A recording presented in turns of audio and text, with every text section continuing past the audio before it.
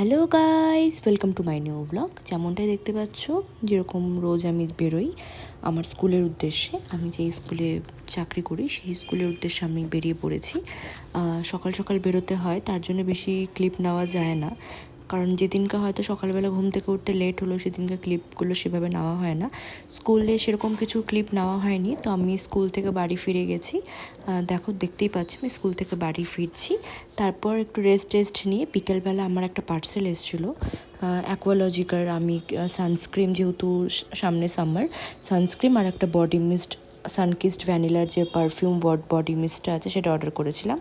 তারপর আমি ওটা আনপ্যাক করে নিয়ে চলে গেলাম একটুখানি বাজারে, মানে একটুখানি দরকার ছিল, কিছু জিনিসপত্র কেনাকাটির ছিল।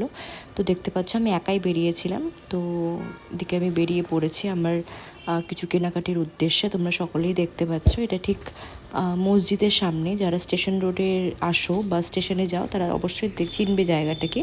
তো তারপর আমি চলে গিয়েছিলাম, টোটোতে উঠে গিয়ে চলে গিয়েছিলাম হলো কলকাতা বাজারে। তো কলকাতা বাজারে কিছু কি জিনিস কেনাকাটির ছিল, তো তোমরা দেখতে পাচ্ছ ইতিমধ্যেই আমি কলকাতা বাজারে চলে এসেছি। তো দেখতে দেখতেই দেখো 27th ডে হয়ে গেল। তো বেশ তোমাদের সাথে সব কিছু মানে বলে নিয়ে এনজয় করছি আমি। তো আজকের জন্য এখানে বাকি দেখা হবে নেক্সট ব্লগে। টাটা।